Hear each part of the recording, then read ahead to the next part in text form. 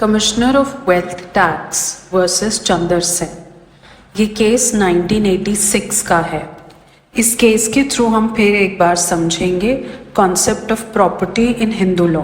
एक Hindu undivided family HUF comprise कर रही है रंगी लाल और उसके सन चंदर सेन के बीच में। इस फैमिली के पास कुछ इमूवेबल प्रॉपर्टी है और जो बिजनेस है इस HUF का वो कैरी फॉरवर्ड किया जाता है खुशी राम रंगी लाल के नाम पे।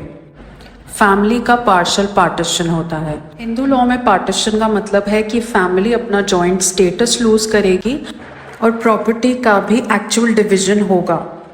पार्शल पार्टीशन मतलब incomplete partition. Partial partition property का भी हो सकता है और स्टेटस का भी हो सकता है। फैमिली आपसी रजामंदी के हिसाब से स्टेटस में जॉइंट रह सकती है और प्रॉपर्टी का डिवीजन कर सकती है। तो दूसरी तरफ कई बार ऐसा भी होता है कि स्टेटस में डिवाइड हो जाती है और प्रॉपर्टी में साथ रहते हैं। इस केस में पार्शल पार्टीशन होता है बिजनेस का फादर और सन के बीच में और दोनों अब एक पार्टनरशिप कॉन्स्टिट्यूट करते हैं। जब फर्म की इनकम टैक्स असेसमेंट होती है तो दोनों पार्टनर्स यानी फादर और सन सेपरेटली असेस किए जाते हैं अपने शेयर ऑफ इनकम के हिसाब से और फैमिली की हाउस प्रॉपर्टी जॉइंट ही रहती है। अब फैक्ट्स ये बोल रहे हैं कि जो रंगी लाल है वो डिसीज हो जाते हैं और चंद्र सेन और उनके जो ग्रैंड सन्स हैं मतलब चंद्र सेन के जो सन्स हैं वो रंगी लाल को सरवाइव करते हैं। रंगी लाल की वाइफ और मदर दोनों ही प्री डिसीज्ड हैं और चंद्र सेन एक लौता सन है रंगी लाल का। फर्म की बुक से पता चलता है कि ₹1,85,043 उनके अकाउंट में क्रेडिट बैलेंस के तौर पे पड़ा हुआ है। अब चंद्र सेन और उनके बेटे जो एक जॉइंट फैमिली हैं असेसमेंट ईयर में फाइल करते हैं रिटर्न अपनी नेट वेल्थ की। इस रिटर्न में वो प्रॉपर्टी भी इंक्लूडेड है जो रंगी लाल के डिसीज होने पे चंद्र सेन को सर्वाइवरशिप से मिलती है और बिजनेस के एसेट्स भी चंद्र सेन पे डिवॉल्व होते हैं। लेकिन इस रिटर्न में जो सम है ₹1,85,043 का जो कि रंगी लाल का क्रेडिट अमाउंट बच गया है उनकी डेथ के बाद वो इंक्लूड नहीं होता है। इसकी ये कंटेंशन दी जाती है कि रंगी लाल का ये credit amount after his death devolves on Chandar Sen और चंदर सेन इस क्रेडिट अमाउंट को अपनी इंडिविजुअल कैपेसिटी में अक्वायर करते हैं। इसलिए जब चंदर सेन की जॉइंट फैमिली असेस हो रही है तब इस क्रेडिट अमाउंट को इंक्लूड करने का कोई मतलब नहीं है। लेकिन वेल्थ टैक्स ऑफिसर ने इस कंटेंशन को नहीं माना और ये होल्ड किया कि ये जो सम है वो फैमिली को बिलोंग करता है ना कि चंदर सेन को एज अ सेपरेट प्रॉपर्टी। तो इस केस में क्वेश्चन ये है कि फैक्ट्स और सर्कमस्टांसेस के हिसाब से ये जो क्रेडिट अमाउंट है वो कैसे असेस होगा as Hindu joint family property या फिर separate property in the hands of Chander Sen. और इसका आंसर डिपेंड करेगा जब हमें ये पता चलेगा कि रंगी लाल की ये जो प्रॉपर्टी है वो चंदर सेन ने इनहेरिट करी है एज एन इंडिविजुअल या उसने इनहेरिट करी है as a member of Hindu joint family. High court ने अपना ओपिनियन दिया कि हिंदू लॉ में जब भी सन प्रॉपर्टी इनहेरिट करता है अपने फादर की जो कि फादर की सेपरेट और सेल्फ अक्वायर्ड प्रॉपर्टी थी वो सन के हाथ में आते ही कैरेक्टर लेगा जॉइंट हिंदू फैमिली प्रॉपर्टी का। आगे हाई कोर्ट ने ये देखा कि ये जो प्रिंसिपल है वो अब हिंदू सक्सेशन एक्ट 1956 के आने पे सेक्शन 8 के द्वारा मॉडिफाई कर दिया गया है। सेक्शन 8 ये बोलता है कि अगर कोई भी हिंदू मेल बिना विल बनाए डिसीज हो जाता है तो ऐसे में उसकी प्रॉपर्टी क्लास 1 एयर पे डिवॉल्व होगी। और जब हम स्केड्यूल पढ़ते हैं क्लास 1 एयर में पहले सन फिर डॉटर विडो और उसके बाद और भी लीगल एयर्स इंक्लूडेड हैं। इस केस के फैक्ट्स के हिसाब से हाई कोर्ट ने ये नोट किया कि चंदर सेन एक लौते सन है और एक लौते ही लीगल हेयर हैं जिन पे प्रॉपर्टी डिवॉल्व होगी अंडर सेक्शन 8। हाई कोर्ट ने रिले किया खुंडी राम लाहा वर्सेस सीआईटी पे, बट इस केस के जो फैक्ट्स थे वो बहुत डिफरेंट थे और जो प्रॉब्लम एट हैंड थी वो बहुत डिफरेंट थी हमारे प्रेजेंट केस से। बट हाई कोर्ट ने सीआईटी वर्सेस राम रक्षपाल अशोक कुमार पे रिले किया।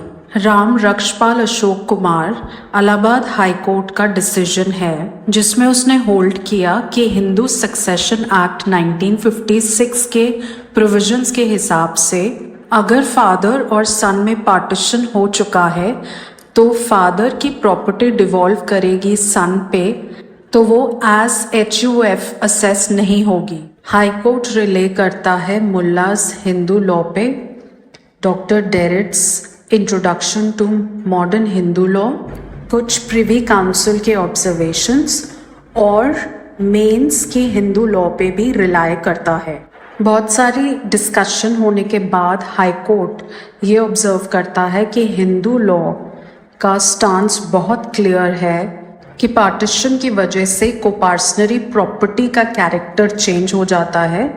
मतलब कोपार्सनर्स के बीच में डिवीजन या पार्टीशन होने के बाद कोपार्सनरी प्रॉपर्टी का कैरेक्टर चेंज हो जाएगा।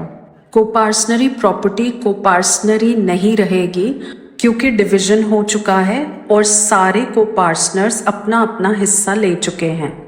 हालांकि ये हिस्सा मिलने के बाद अगर कोई हिंदू मेल अपने सन से सेपरेट नहीं हुआ है तो उस प्रॉपर्टी का कैरेक्टर फिर भी कोपार्सनरी ही रहेगा। सीआईटी वर्सेस राम रक्षपाल अशोक कुमार के फैक्ट्स के हिसाब से एक राम रक्षपाल और उसके father Durga Prasad HUF constitute करते हैं जो असेस होती है। दोनों के बीच में पार्टीशन हो जाता है और उसके बाद राम रक्षपाल अपना एक बिजनेस स्टार्ट करते हैं अपनी इनकम से जिसकी असेसमेंट एज असेसी फैमिली होती है।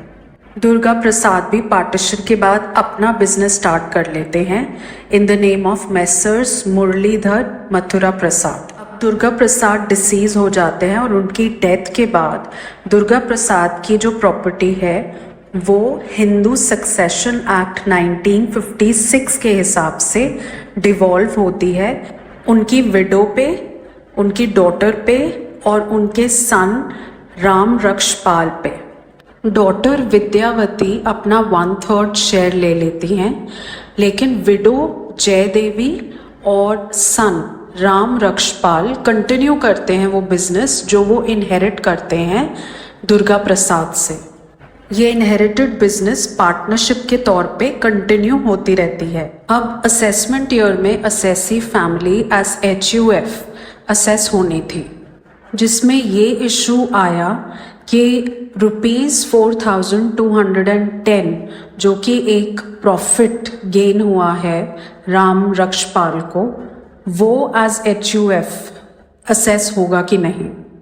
असेसी फैमिली ने कंटेंड किया इनकम टैक्स ऑफिसर के सामने कि ये जो प्रॉफिट है वो पर्सनल इनकम है राम रक्षपाल की, इसलिए ये एज HUF टैक्स नहीं हो सकता। बट ये कंटेंशन मानी नहीं गई, बल्कि ये होल्ड किया गया कि राम रक्षपाल अपनी प्रॉपर्टी कंट्रीब्यूट करते हैं एंसेस्ट्रल फंड्स में इस पार्टनरशिप के टुवर्ड्स, इसलिए ये प्रॉफिट शेयर ऑफ ₹4,210 भी असेस होगा एज HUF। और हाई कोर्ट ने ये फाइनली होल्ड किया CIT वर्सेस राम रक्षपाल में कि राम रक्षपाल के पास जो ये प्रॉपर्टी डिवॉल्व हुई है दुर्गा प्रसाद की डेथ के बाद, वो प्रॉपर्टी गवर्न की जाएगी for the purpose of succession under section 8 of Hindu succession act 1956। Supreme court की इन सारी ऑब्जर्वेशंस के बाद क्वेश्चन ये निकल के आता है कि जो इनकम या इवन एसेट अगर किसी सन को इनहेरिट होता है अपने फादर की डेथ के बाद और फादर और सन ऑलरेडी सेपरेटेड हैं, तो इस इनहेरिटेड प्रॉपर्टी को आप असेस कैसे करोगे?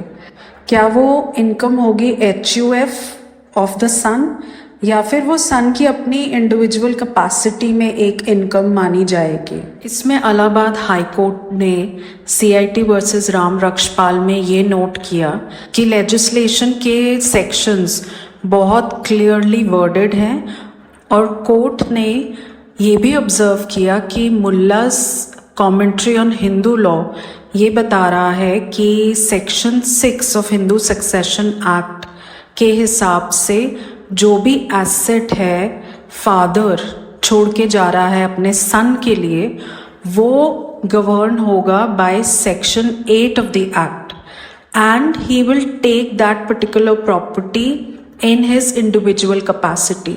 तो कहने का मतलब ये है कि जब फादर डिसीज होंगे और फादर की प्रॉपर्टी इनहेरिट करेगा सन, तो वो गवर्न होगा सेक्शन 8 के अंडर, और सन ऐसी प्रॉपर्टी सक्सीड कर रहा है अपनी इंडिविजुअल कैपेसिटी में।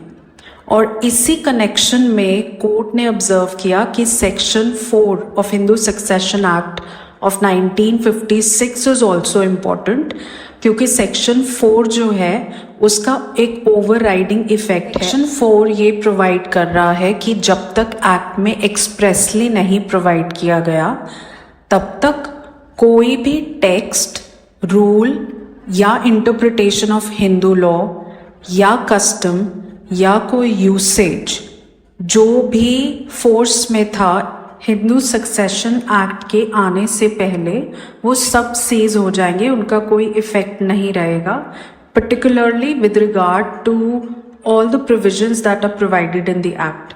तो जब एक्ट में उस सब्जेक्ट मैटर पे प्रोवाइड कर दिया गया है तो पहले के text, rules, interpretation of Hindu law, custom और usage will cease, will stop to have any operation। आगे सेक्शन 4 ये भी बोल रहा है कि कोई भी और लॉ इन फोर्स हो prior to the commencement of Hindu succession act, उसका भी ऑपरेशन ख़त्म हो जाएगा हिंदूज पर, जहाँ तक कि वो लॉ इनकंसिस्टेंट है हिंदू सक्सेशन एक्ट के प्रोविजंस से। कोर्ट ने ये भी ऑब्जर्व किया कि सेक्शन 6 डील कर रहा है devolution of interest in coparcenary property.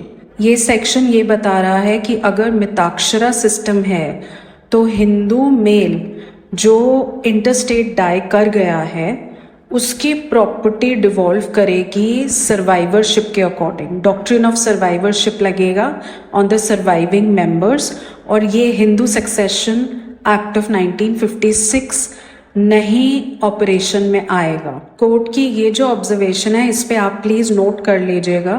Commissioner of wealth tax versus Chander Sen 1986 का केस है। तो अभी तक हमारे पास 2005 की अमेंडमेंट नहीं आई है, डॉटर्स कोपार्सनर्स नहीं बनी हैं, और सेक्शन 6 के अकॉर्डिंग डॉक्ट्रिन ऑफ सर्वाइवरशिप अभी भी एग्जिस्ट कर रहा है। आगे कोर्ट ने ये ऑब्जर्व किया कि सेक्शन 6 का प्रोविजो ये बोल रहा है कि अगर कोई फीमेल रिलेटिव जो क्लास 1 हेयर हैं, अगर वो सरवाइव करती हैं डिसीज्ड को, या कोई मेल रिलेटिव है उसी क्लास में जो फीमेल रिलेटिव के थ्रू प्रॉपर्टी सक्सीड कर सकता है, तब डिसीज्ड हिंदू मेल की मिताक्षरा को पार्सनरी प्रॉपर्टी डिवॉल्व होगी, या तो विल के थ्रू या फिर इंटरस्टेट सक्सेशन के through, depending on the case. तब डॉक्ट्रिन ऑफ सर्वाइवरशिप नहीं अप्लाई होगा। तो सेक्शन 6 की मेन बॉडी का एक प्रिंसिपल है और सेक्शन 6 के प्रोविजो का दूसरा प्रिंसिपल है। मेन आर्ग्यूमेंट है सेक्शन 8 को लेके, जो इंडिकेट कर रहा है कि लीगल एयर्स कौन होंगे, जिसके लिए हमें स्केड्यूल में क्लास 1 एयर्स देखने पड़ेंगे। जब हम क्लास 1 एयर्स देखते हैं तो उसमें आप देखेंगे कि सन इंक्लूडेड है as the legal heir, but grandson included नहीं है। आप क्लास 1 एयर्स को केयरफुली पढ़ोगे तो उसमें इंक्लूडेड वर्ड है son of a predeceased son. तो कोर्ट ने ये ऑब्जर्व किया कि इलाहाबाद हाई कोर्ट की 2 जजमेंट्स में यही व्यू लिया गया है कि जब प्रॉपर्टी इनहेरिट की जाएगी सन के द्वारा और सन और फादर ऑलरेडी पार्टीशन्ड हैं, ऑलरेडी सेपरेटेड हैं, तब सन ऐसी प्रॉपर्टी इनहेरिट करेगा इन हिज इंडिविजुअल कैपेसिटी और ऐसी प्रॉपर्टी की असेसमेंट भी सन के इंडिविजुअल कैपेसिटी में ही होगी। तो सेक्शन 8 के under of Hindu succession act of 1956 property जो कि फादर की डिवॉल्व हो रही है अपने सन पर, वो इंडिविजुअल कैपेसिटी में होगी, ना कि सन उसे एज अ कर्ता of his own family inherit करेगा। फर्दर कोर्ट ने ऑब्जर्व किया कि ये जो इलाहाबाद हाई कोर्ट का व्यू है इससे बहुत कॉन्ट्ररी व्यू लिया है गुजरात हाई कोर्ट ने। गुजरात हाई कोर्ट ने CIT वर्सेस बाबू भाई मनसुख भाई में ये होल्ड किया कि अगर एक हिंदू मेल मिताक्षरा लॉ से गवर्न हो रहा है तो उस फादर की सेपरेट प्रॉपर्टी या सेल्फ एक्वायर्ड प्रॉपर्टी सन इनहेरिट करेगा एज जॉइंट फैमिली प्रॉपर्टी, मतलब कि सन का भी उसके अंदर शेयर होगा और वो सन एज सेपरेट प्रॉपर्टी नहीं लेगा और प्रॉपर्टी असेस की जाएगी as Hindu undivided family. Gujarat high court ने इलाहाबाद हाई कोर्ट का व्यू बिल्कुल एक्सेप्ट नहीं किया। सुप्रीम कोर्ट ने आगे केस में मद्रास हाई कोर्ट की CIT versus PL Karuppan Chettiar को भी रेफर किया है। इस केस में P डिसीज हो जाता है और उसके लीगल एयर्स, उसकी विडो और डिवाइडेड सन के इनहेरिट करते हैं property under section 8 of Hindu succession act of 1956। Madras high court ने सेम व्यू लिया है जो इलाहाबाद हाई कोर्ट ने लिया है और ये होल्ड किया था इस केस में कि क्योंकि फादर और सन सेपरेटेड हैं तो के इनहेरिट करेगा प्रॉपर्टी फादर की अपने पर्सनल कैपेसिटी में, या उसकी जो प्रॉपर्टी इनहेरिट हुई है वो सेपरेट प्रॉपर्टी मानी जाएगी के की, ना कि एज कर्ता of his own HUA। Madras high court ने ये होल्ड किया कि जो प्रॉपर्टी है वो हिंदू जॉइंट फैमिली प्रॉपर्टी नहीं फॉर्म कर रही, इसलिए जो इनकम है वो असेस होगी इंडिविजुअल कैपेसिटी में ऑफ के। मद्रास हाई कोर्ट ने आगे ये ऑब्जर्व किया कि अगर कोई हिंदू मेल डिसीज हो जाता है तो उसकी प्रॉपर्टी डिवॉल्व होगी उसके सन पे, उसके ग्रैंड सन्स पे। लेकिन अब जब section 8 of Hindu succession act of 1956 operative हो चुका है तो सन एक्सक्लूडेड है एज क्लास 1 एयर। तो क्लास 1 में सिर्फ सन इनहेरिट कर सकता है प्रॉपर्टी, सन का सन प्रॉपर्टी इनहेरिट नहीं कर सकता। तो इस केस में पी के ग्रैंड सन्स का कोई राइट नहीं है प्रॉपर्टी में और के इंडिविजुअल कैपेसिटी में ये प्रॉपर्टी एक्वायर कर रहा है। कोर्ट ने मध्य प्रदेश हाई कोर्ट की भी जजमेंट को रेफर किया, श्री वल्लभ दास मोदानी वर्सेस CIT, जिसमें ये होल्ड हुआ कि अगर को पार्सनरी सबसिस्ट नहीं कर रही, मतलब पार्टीशन हो चुका है फादर और सन के बीच में, तो फादर की डेथ के बाद जो प्रॉपर्टी एक्वायर की जाएगी सन के द्वारा वो प्रॉपर्टी सेपरेट प्रॉपर्टी होगी और वो प्रॉपर्टी उस प्रॉपर्टी में ब्लेंड नहीं हो सकती जो उस सन को पार्टीशन के टाइम पे अलॉट हुई थी। तो हम दो प्रॉपर्टीज देख सकते हैं, एक वो प्रॉपर्टी जो पार्टीशन के बाद मिलती है और दूसरी प्रॉपर्टी जो सन को मिलती है अपने फादर की डेथ के बाद।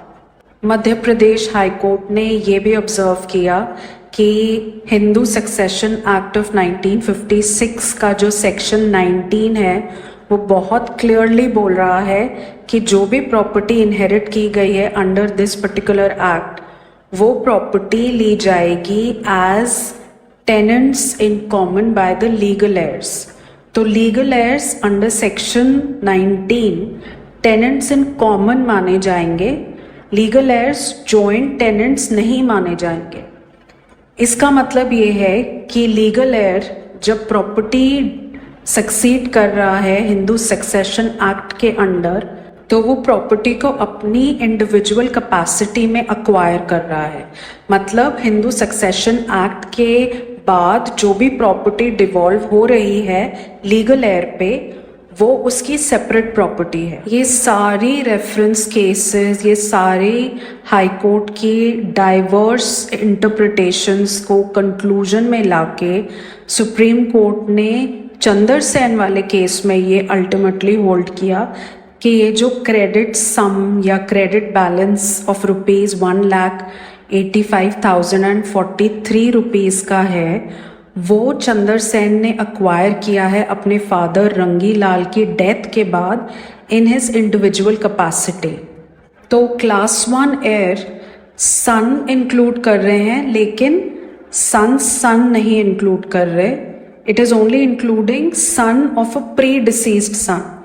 तो इन कंक्लूजन चंदर सेन के जो सन्स है वो प्रॉपर्टी इनहेरिट नहीं कर रहे एज पर section 8 of Hindu succession act.